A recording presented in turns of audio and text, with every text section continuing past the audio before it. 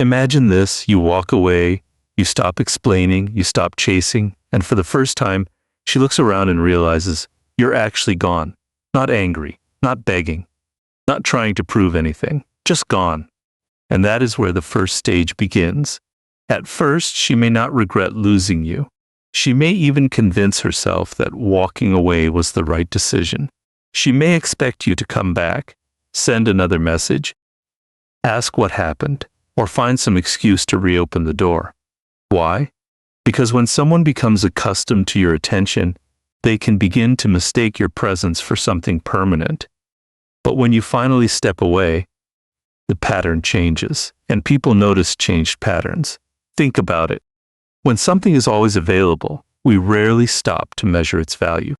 A familiar voice, a familiar message, someone checking in, someone making an effort, someone always willing to repair the distance.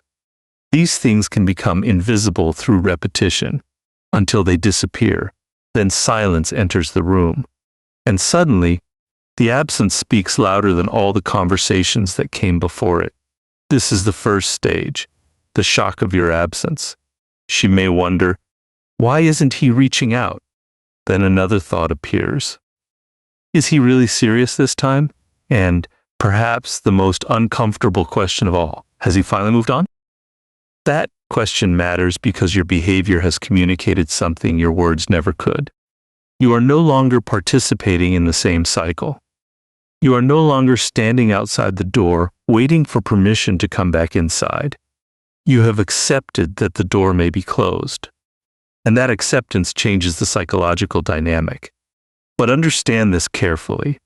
Walking away is not about creating a performance. It is not about disappearing for 3 days just to make someone panic.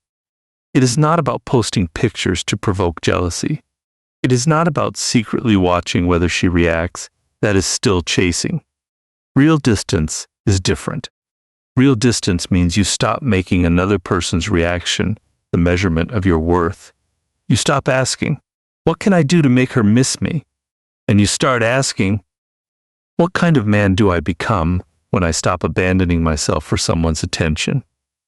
That is the transformation, because when you constantly pursue someone who is uncertain about you, you teach them that your presence has no cost. They can pull away, return, disappear, and you will still be waiting in exactly the same place. But when you calmly step back, you introduce something reality cannot hide. Consequence, not punishment. Consequence. She now has space to experience what life feels like without your attention. She has space to remember the conversations, the moments, the support, the energy you brought into her life. And whether she eventually regrets losing you or not, that space gives her something she couldn't have while you were constantly trying to convince her. Perspective. And this is why the first stage can be so powerful. Because regret rarely begins with a dramatic confession. Sometimes it begins with a small moment. She reaches for her phone. She remembers that you used to be there. She checks. Nothing. A day passes. Then another. Still nothing. And slowly, the certainty she once had begins to crack. Maybe he really meant it. Maybe he isn't coming back. Maybe I misunderstood how much he was willing to tolerate. Maybe I took his presence for granted. Those questions are the beginning of reflection, but don't become obsessed with whether she is asking them. Your job is not to monitor her mind. Your job is to control yours. Because the moment you walk away and then spend every night wondering whether she misses you, you haven't truly walked away. You've only changed your location. The real victory begins when your attention returns to your own life, your goals, your discipline, your friendships, your purpose, your peace. And as you rebuild that life, something important happens inside you. You stop needing her to regret losing you. And that is when your absence becomes real, because you didn't walk away to make her feel something. You walked away because you finally understood that your self-respect has to come before your need to be chosen. And once that realization settles in, the next stage begins: curiosity. Why isn't he coming back? And then something changes. The silence that once seemed insignificant begins to become a question. At first, she may have assumed you would return. Maybe she expected another message, another explanation, another attempt to repair the distance. But when that message never comes, certainty slowly turns into curiosity. Why isn't he coming back? That question can become surprisingly powerful because uncertainty forces the mind to search for answers. When someone has become predictable, you know what to expect from them. You know when they will call. You know they will eventually reach out. You know they will try to fix things. But when that pattern suddenly disappears, the mind loses its sense of control. And now she doesn't know. Is he angry? Has he accepted the situation? Has he moved on? Is someone else getting his attention? Or perhaps the hardest possibility, did he finally realize he deserves something different? Notice what happened here. You didn't send another message. You didn't explain your value. You didn't try to convince her that she made a mistake. Your behavior simply created a question that she has to answer for herself. And that is very different from manipulation, because if you disappear simply to provoke a reaction, you're still emotionally attached to the outcome. You're watching your phone. You're checking whether she viewed something. You're wondering how long it will take before she reaches out. That's not freedom. That's another form of waiting. Real detachment is quieter. You step back because you have accepted that you cannot control another person's feelings. You cannot force attraction. You cannot negotiate someone into valuing you. And you certainly cannot build a healthy relationship by constantly proving that you deserve one. So you stop proving. You observe. And sometimes observation reveals more than confrontation ever could. As the days pass, curiosity may begin turning into reflection. She might remember how easily you used to be available. She might remember conversations she didn't appreciate at the time. She might notice that the person who once made an effort is no longer making that effort. And suddenly, the absence has a shape. It's not simply that you're not texting. It's that the version of the relationship she was accustomed to is no longer available. That can create a subtle psychological tension, because people don't always value certainty while they have it. Sometimes certainty becomes visible only after it disappears. Think about a familiar sound in your life. You hear it every day, so you barely notice it. Then one morning, it's gone. And strangely, the silence makes you realize how much you had become accustomed to that sound. Your presence can work the same way. But here's where you must be careful. Do not turn this into a game of calculating exactly when she will miss you. Do not sit around imagining what she might be thinking. Do not build your entire emotional life around the possibility of her return. Because the moment your goal becomes, how do I make her curious? You've already placed her back at the center of your world. Your goal is different. Your goal is to become so grounded in your own direction that her uncertainty no longer controls your emotions. Let her wonder. Let reality answer the questions that you no longer need to answer. If she reaches out, you can evaluate her actions calmly. If she doesn't, you continue moving forward. Either way, you win something far more important than a reaction. You regain control over yourself. And that is where curiosity becomes dangerous for the old dynamic, not because you manipulated her mind, but because your absence forces reality to speak for itself. She wanted space. Now she has it. And inside that space, one question keeps getting louder. Did I walk away from someone I actually didn't want to lose? And once curiosity has had enough time to settle in, something deeper can begin to happen. She starts remembering, not because you reminded her, not because you sent a long emotional message, not because you tried to convince her of everything you once did for her. She remembers because distance has created space for memory. When you were always there, she may have experienced the relationship as a constant stream of moments. Messages, conversations, disagreements, laughter, routines, affection. When something is constantly happening, the mind doesn't always stop to examine its value. But when the noise disappears, memories become louder. She may remember the way you listened when she was having a difficult day. She may remember the small things you noticed that other people overlooked. She may remember a conversation that seemed ordinary at the time, but suddenly feels meaningful because it belongs to a chapter that has ended. And this is where comparison can begin. Not necessarily between you and another man, but between life with your presence and life without it. That distinction matters, because regret is not always born from realizing, I lost the perfect person. Sometimes it begins with realizing, I didn't understand what I had while I had it. Imagine someone walking away from a familiar path because they believe another road will be better. At first, the new road feels exciting. Everything is unfamiliar. There is novelty, there is possibility, but eventually they encounter moments where they begin comparing. This isn't how he used to respond. He understood this about me. He was more patient. He used to make me laugh like that. He actually remembered the little things. The comparison doesn't mean every memory is accurate. Human beings often romanticize the past. We remember certain moments more vividly when something has been lost. But that is precisely why distance can change perception. When you're constantly available, people can focus on your imperfections because your presence is guaranteed.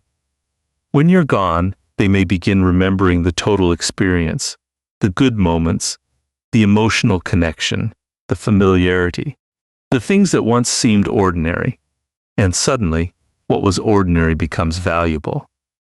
But here's the part you need to understand. You cannot manufacture this process. You cannot create genuine regret by pretending to become someone you're not. You cannot flood social media with carefully designed images, hoping she compares every new person to you. You cannot send subtle messages designed to trigger nostalgia, because genuine value doesn't need a marketing campaign. If the relationship had meaningful moments, time and distance may naturally bring them back to the surface. And if it didn't, no strategy can manufacture a connection that was never there. That's why walking away has to be authentic.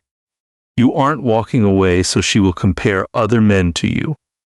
You're walking away because you refuse to compete for a position that should be given freely. And while she may be comparing experiences, you should be doing something equally important. Comparing your old behavior with the man you're becoming. Ask yourself, did you tolerate things you shouldn't have? Did you abandon your standards because you were afraid of losing her? Did you confuse persistence with self-respect? Did you spend more time trying to understand her feelings than understanding your own boundaries? Those questions matter because the deepest transformation isn't happening in her mind. It's happening in yours. Maybe she remembers what she lost, but you should remember what you learned. And if one day she looks back and realizes your presence meant more than she understood, that's her realization to carry. Your responsibility is to keep moving, because the person who truly grows after walking away doesn't spend his life hoping someone will compare everyone else to him. He becomes someone who no longer needs comparison at all. And that is when memories stop being chains and become lessons. And then comes the stage that can be the most difficult to understand. The battle between emotion and ego. Because sometimes a person can miss you and still refuse to contact you. They can think about you and still pretend they don't care. They can regret a decision and still defend that decision to themselves. Why? Because human beings don't always act according to what they feel. Sometimes pride gets involved. Sometimes fear gets involved. Sometimes the desire to avoid vulnerability becomes stronger than the desire to reconnect. Imagine her reaching for her phone, opening your conversation, staring at your name for a moment, and then putting the phone down, not necessarily because she feels nothing, but because another voice inside her says, "Don't be the one who goes back." That is where the internal conflict begins. One part of her may remember the connection. Another part may remember the reasons she walked away. One part may wonder what you're doing. Another may tell her that she shouldn't care. One part may want to hear your voice. Another may fear that reaching out means admitting she made a mistake. And suddenly, the silence isn't empty anymore. It's filled with an argument happening inside her own mind. But understand something important. You should never try to exploit that conflict. You don't need to provoke her ego. You don't need to post something designed to make her jealous. You don't need to make mutual friends carry messages. You don't need to create artificial competition. Because if someone wants to return, their actions should eventually speak for themselves. Your job is not to win a psychological battle. Your job is to remain emotionally disciplined. That means if she doesn't reach out, you don't collapse. If she does reach out, you don't immediately forget everything. You observe, you listen, you pay attention to consistency, because words can come from emotion. But behavior reveals intention. Someone can say, "I miss you," but what happens next? Do they take responsibility? Do they acknowledge what happened? Do they make a genuine effort? Do their actions become more consistent? These questions matter more than the emotional rush of hearing that you were missed. And this is where your position changes. You no longer need to convince someone to choose you. You simply become willing to accept whatever their actions reveal. That is emotional strength, because desperation says, "Tell me what I need to do so you won't leave." Self-respect says, "Show me whether you are capable of meeting me where I stand." Those are completely different mindsets. And sometimes, the ego doesn't want to admit that the person who walked away was valuable. It is easier to say, "I don't care." It is easier to rewrite the story. It is easier to focus on someone's flaws than to admit that you may have mishandled something meaningful. But eventually, reality has a way of challenging the stories we tell ourselves.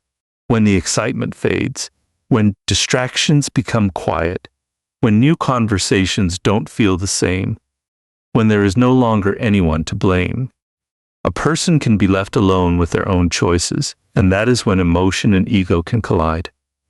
But remember this: you don't need to stand outside that internal battle, waiting for a winner. Walk forward.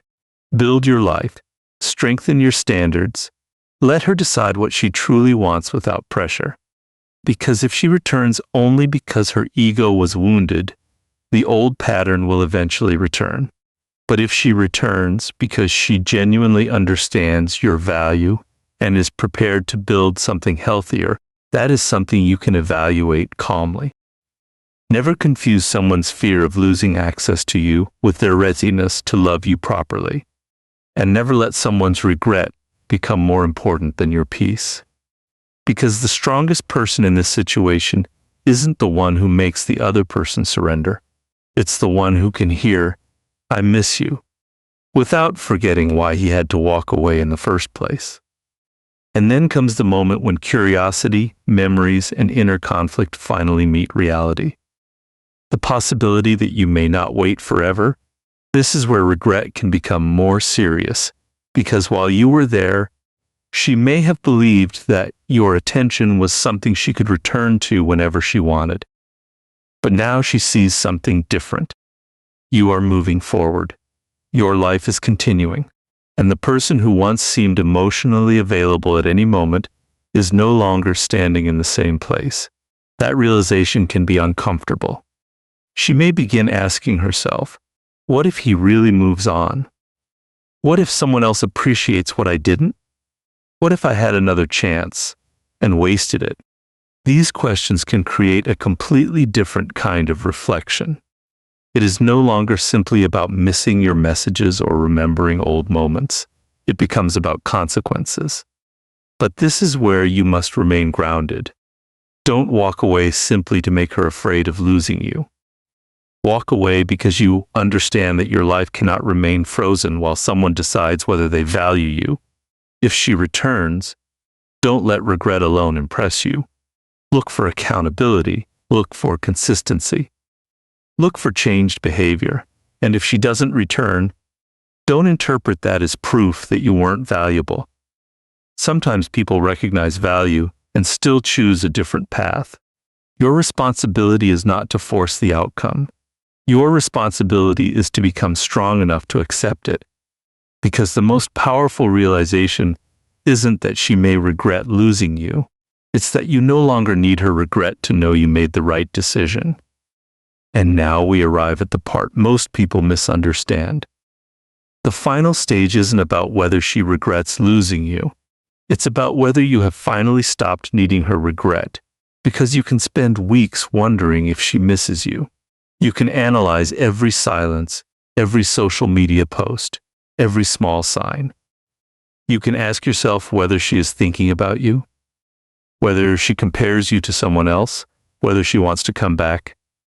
But if your entire peace depends on those answers, then you haven't really walked away. You've only walked away physically while remaining emotionally attached. Real strength begins when you reclaim your attention. You wake up and your first thought isn't her. You go through your day without checking whether she has contacted you. You stop constructing imaginary conversations in your head. You stop asking mutual friends what she's doing. You stop trying to create situations where she might notice you. And slowly, something changes.